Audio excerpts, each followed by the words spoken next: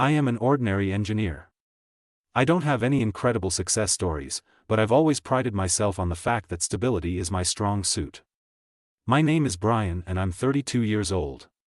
I work in technology for a small but promising company that develops software for startups. Our office routine rarely brings any excitement, but I've always missed that rhythm, especially when Laura was waiting for me at home. Laura. She was my universe. We met 5 years ago at a party at a mutual friend's house. I've never been the type of guy to attract attention, but that night everything changed. Laura immediately stood out from the crowd, tall, sophisticated, with short brown hair and a laugh that could fill a room. She worked as an interior designer and had an impressive clientele. Even then I realized that she was nothing like me. Laura had always been adventurous, looking for challenges, and eager to live life in all its forms. Our marriage started out great. Laura filled our lives with a warmth that I could not have imagined before. We traveled together, spent quiet evenings with a glass of wine, discussing her creative ideas and my projects. But, as often happens, time made its own adjustments. Over time, work began to take up more and more of our time. We began to diverge in our priorities. Laura wanted something more than just comfort. She was inspired by her wealthy clients, people who could afford literally anything.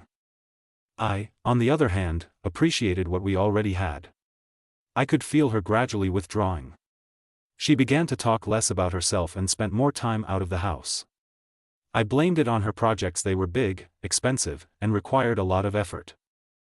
However, sometimes, when I was sitting at the kitchen table with documents or looking at statistics for work, questions would pop into my head. Why did she change so much? What happened to the woman who was always sharing her plans and dreams? And why the hell do I constantly feel like something important is slipping away from me? That was the beginning. The beginning of a story in which I could not even imagine myself as the main character. But then I didn't know how far it would go. I can't say that I noticed it right away. At first, it was just little things that you could easily attribute to fatigue or busyness.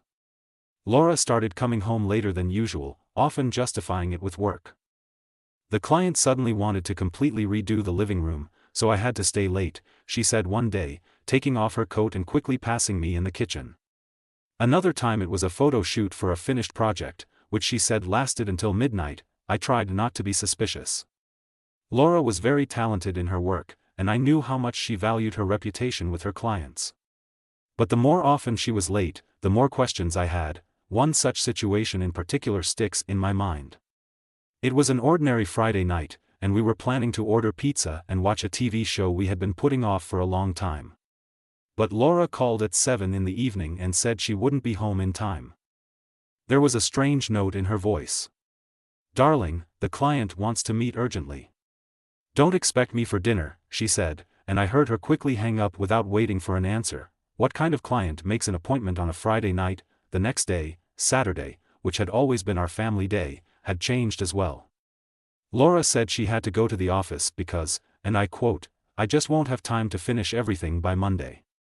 Her explanation sounded logical, but each time I felt that something was wrong. She started paying less attention to the little things that used to mean a lot to us. Laura used to always bring me coffee on the balcony, where I liked to work on weekends. Now she would only throw it briefly, "Don't forget to eat," as she walked out the door. Her absence became the norm, and each such detail left small cracks in our relationship, but the worst part was how she started avoiding my attempts to talk to her. Every time I tried to ask her if she was okay, she would just smile slightly and say, "Don't worry, it's just work. Everything will be back to normal soon." But even her voice sounded different. Colder. More distant. And this began to depress me even more. These small changes piled up like an avalanche. Every day I felt that my Laura, the one I knew and loved, was gradually disappearing. And someone else was taking her place. Someone I didn't recognize, and deep down, I felt that the answer to all my questions was very close. But was I ready to find out the truth? It all started with the phone calls she received at strange hours. I couldn't say for sure when it became a habit, but lately they started happening more and more often.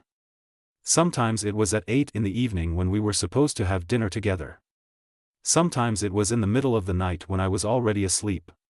The phone was always on the table by her bedside, and when it rang, she would silently pick it up and go into the other room. I could hear her muffled voice behind the closed door.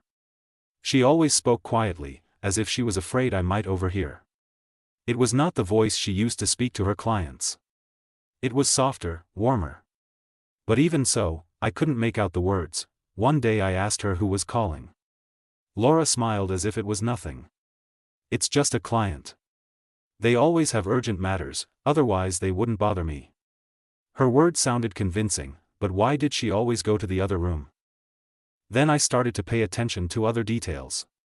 Laura always kept her phone with her.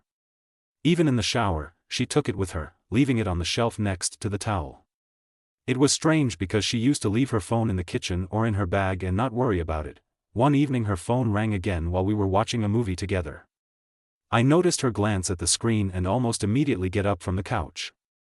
"I have to take this," she said, and hurried out to the balcony, closing the door behind her. When she came back, I couldn't help myself. "Who was that?" I asked, trying to sound casual. "Oh, it's just one of the clients," she replied, taking off her headphones. "He wants to discuss a new project." "In the evening?"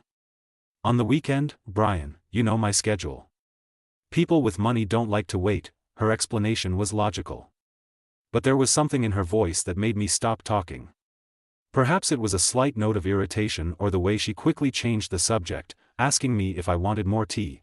I tried not to think too much of it.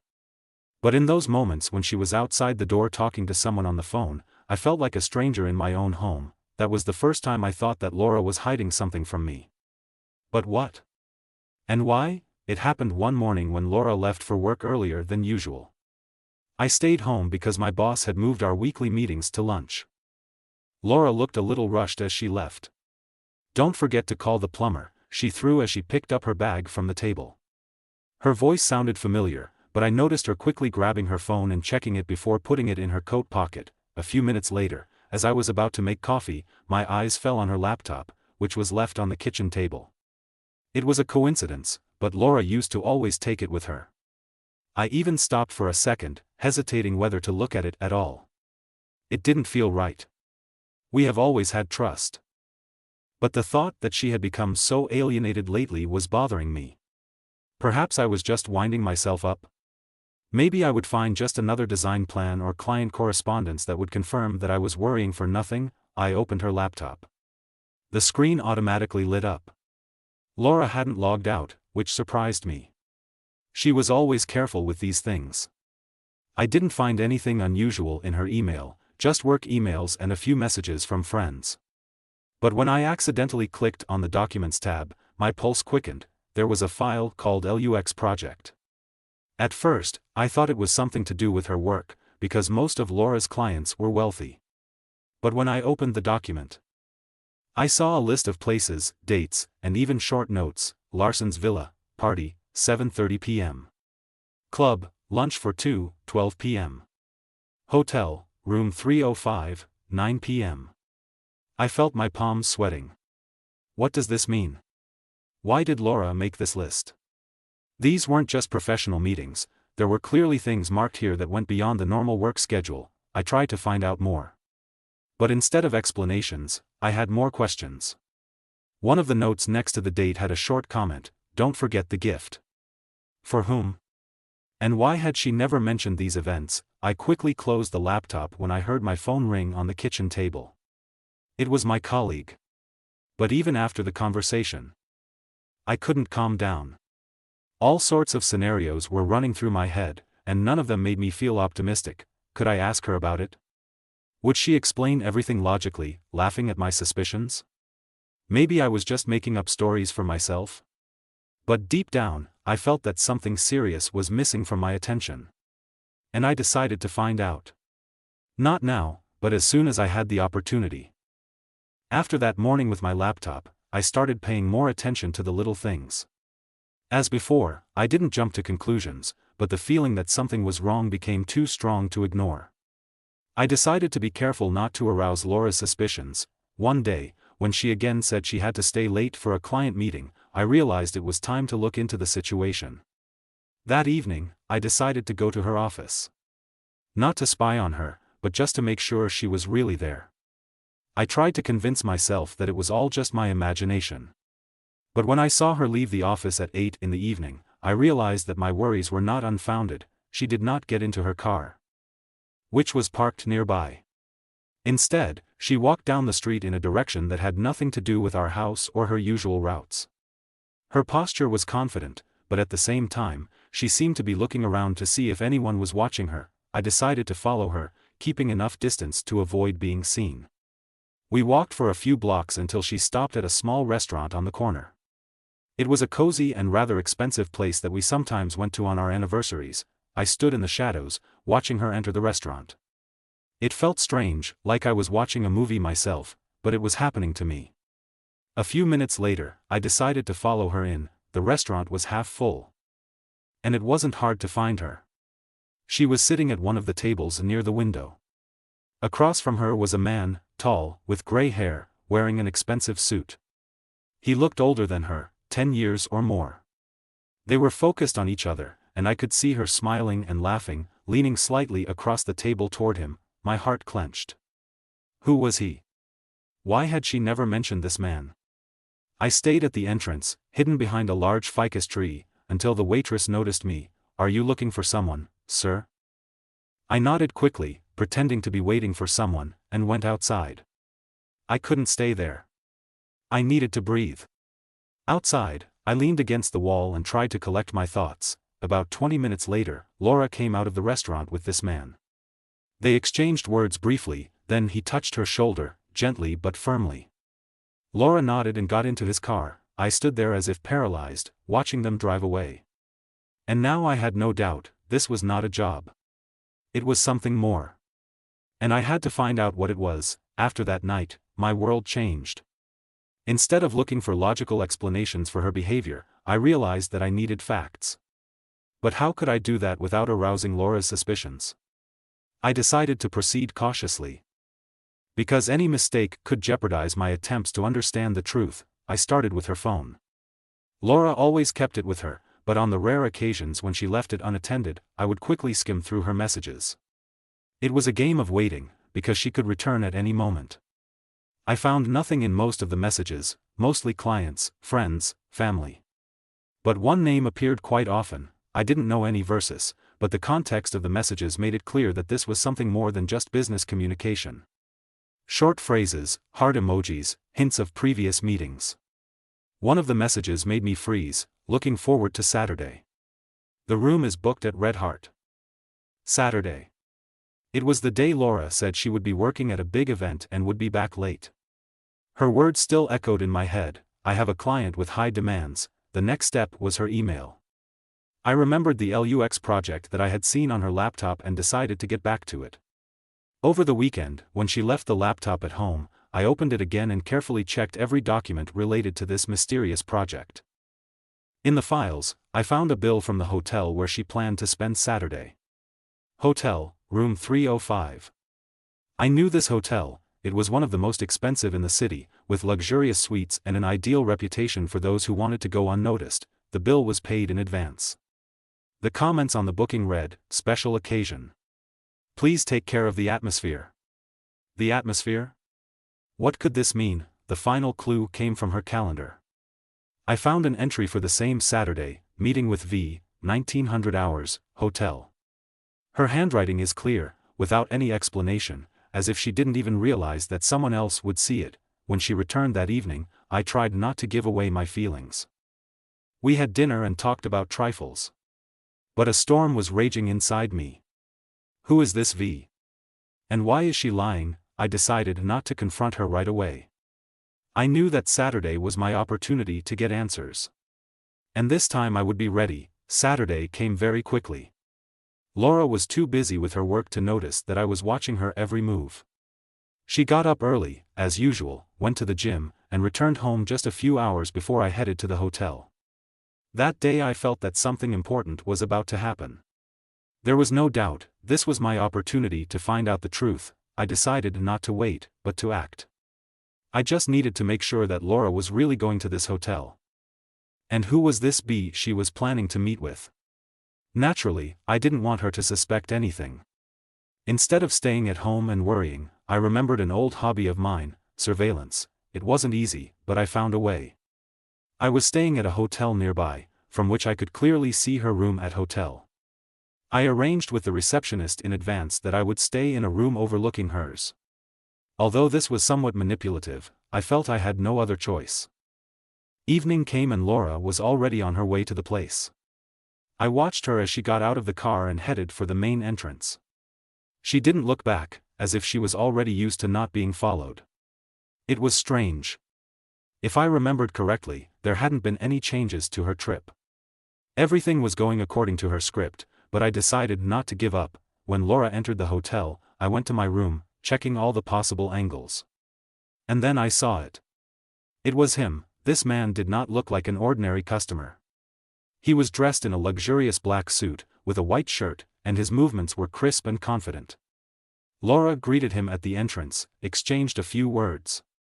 And he hugged her. I felt a chill go through me. They walked together to the elevator, not paying any attention to me. I swallowed the lump in my throat, feeling like I was from another world. That moment was so alien. My wife, with whom we had been together for so many years, was going to this man's room, and probably not for the first time. I paused, trying to keep from despairing. My goal was clear: to get answers to my questions. The only thing left was to prove that this was not just a misunderstanding, but something much more serious. As soon as they entered the room, I began to build a plan to find out what was happening behind the door. Every moment that approached what I was about to see seemed even harder. I could no longer avoid it, and in fact, it was no longer possible. All that remained was to take the next step. I sat in my hotel room, my arms tense and my heart beating as if I had just run a marathon. Laura and this man, V, came into the room. The elevator closed and I couldn't see them anymore. But I couldn't afford to leave. No, I had to wait. What was going on behind that door? These were just questions running through my head, and I couldn't just back out. After choosing the best place to observe, I decided to just sit and wait. Every minute dragged on endlessly. I checked my watch. It was already over an hour, and I still couldn't find any explanation for their meeting. It seemed that everything I had seen and heard was far from reality. She was my Laura, the one I loved, the one I thought I was loyal to, now with another man in a luxury hotel room. I tried to calm down, but every sound in the hallway, every step of the people downstairs seemed important to me. And then it happened. From the room directly in front of me, I heard voices. At first I thought it was just some sounds from another floor. But gradually they became clearer. My soul began to race. The sound of one loud line coming from behind the walls became so clear that I couldn't take my eyes off the door. "You know why we're here, don't you?" I heard her voice, and it sounded like it had never sounded before. Calmly, but with an undertone I hadn't expected, and then he, the man she was with, answered. His voice was low and cool. "I know, Laura. This is not the first time. And you know that I have been waiting for this moment for a very long time." I couldn't believe my ears. Those words hit me like a hammer on the head. It was not just a meeting between two people, it was a game I didn't know about. She was part of it. She was part of something much bigger than I could have ever imagined. It was clear that this relationship was not limited to work or ordinary romantic encounters. It was something more: secrets, playing with fire, hidden desires, and decisions I didn't know about. I froze, listening to every word, and suddenly began to realize that even when I couldn't see anything, I could no longer be sure what was going on in her life. Laura was living a parallel life, and I had no idea what extremes she was willing to go to. Every time she met him, every moment she smiled, it was part of some bigger game. Was I so naive? Or was this her plan all along? My heart ached with these thoughts, and then I heard something else: his whispering, and Laura laughing softly. Their voices mingled, and I realized that there was nothing I could do. My body felt like it was made of stone, and my thoughts did not allow me to forget what I had seen. It was no longer just a disappointment, it was a test of my reality. What now? How do I live with this? How do I go back? I sat there, in the dark, while the voices behind the wall continued to mingle, and my heart was pounding in my chest, as if I were on the verge of despair. I couldn't understand why it was so hard. I kept trying to pretend that everything was okay, that Laura and I were together, that our relationship was stable and reliable. But today I found out that it was all a lie. And this lie has been between us for a long time. They laughed, talked, whispered words to each other that I would never have expected to hear from Laura. I tried to understand what she was feeling, why she was doing all this. Was it just a game? Or had it become something more for her? I sat there and just listened. All this time I waited to understand how and why this happened, but instead of getting answers, I only felt pain and questions, as I sat there waiting. I realized one important thing: I could not change what was happening now. I could only make one choice. I could get up, go to them and express my feelings, my suspicions, or maybe leave it at that and give Laura a chance to explain everything in her own way. But the decision was so difficult that I couldn't make it right away. I realized that I didn't want to be the one who would be at the very bottom of this pain. I don't want to just suffer from betrayal and feel that my own dignity has been destroyed. And at the same time, I realized that I was not ready to leave it like that without getting the truth. I could not continue to live with these doubts. It was beyond me, my heart was breaking with anxiety and pain, and I knew that this meeting had changed everything. I could no longer just sit and wait for an answer. I realized that there were two ways: to leave and keep my heart intact, or to come to them and put everything in its place. No matter how scary the moment was, the choice was obvious. I could no longer remain silent. My rage and the pain I was feeling began to fill me. I got up and went to their room. I had to find out the truth. I had to hear everything directly from her. It was the culmination of what I had been dreading, but I couldn't afford to back down. I had to see her eyes when she told me the truth. I had to hear her explain it all. I was not afraid, I felt only cold determination. And so I went. I stood in front of the door of their room, my heart beating frantically, and my thoughts mixing into one uncontrollable storm. Everything that was happening in my life seemed like one big fraud that would never end. All those years with Laura were just a disguise to keep me from seeing the truth. And now, here I stood, ready for something that would change everything. I knocked on the door. Anxiety clutched my chest, but I didn't back down. Silently, in the darkness of the corridor, I felt almost timeless. No sound stopped me, only my own desire to find the answer. The door opened. Laura stood on the threshold in her bathrobe, her eyes a little surprised, but at the same time I saw in them something that even she could not hide: fear. Fear that she was about to fall into her own trap. "What are you doing here?" Her voice was calm, but I could feel a wave of nervous tension pass through her body. She tried to keep everything looking normal, but I could see that she knew her time had come. "I need to talk, Laura, I couldn't take it anymore." I tried my best to remain calm, but my words still sounded bitterly disappointed. "You can't just walk away from this like nothing happened. I know everything." Her face changed instantly, and she stepped back, as if giving me permission to enter. And I went in. The room was lit with soft light, and on the bed was the same man with whom she had spent so much time. I looked at him, but I didn't feel any hatred. He was just a part of this world I was now in. "You know why I'm here, Laura." I looked at her face, her eyes still not resting on me. She couldn't admit what had happened, but I could already see that it was true. Her silence was her confession. I didn't know how to tell you," she finally said, her voice almost trembling and her eyes filled with despair. She sat down on the bed and tried to look calm. "I didn't want this. It wasn't planned. It all happened when you were away, when I started to lose myself. It hurt, but I couldn't stop myself. All those months, a year, years together, they didn't make sense. I could feel my attitude towards Laura starting to change. I couldn't just forgive her for that. Everything that had happened between us was just an illusion. And it couldn't be reversed. I can't forget it, Laura," I said coldly. "I can't just go on like this. It's not who I am. It's not who I want to be." I saw tears in her eyes, but they couldn't change anything. They did not wash away the pain and could not justify her actions. She raised her hands as if she was going to say something, but I stopped her with my eyes. "I can't be with you anymore, Laura. It's over." She was broken, her face distorted with pain, but I couldn't turn back. I felt it was the right decision. I had made my choice. This moment will change everything in my life. I don't know what lies ahead, but I know that I am now free from this shadow of lies and betrayal. And even if the pain of the breakup will be with me for a long time, I know that this is a step towards my new life. Thank you for being with me in this story. I hope you got a lot of emotions and experiences from this story. If you liked it, don't forget to subscribe to my channel so you don't miss new exciting stories and updates.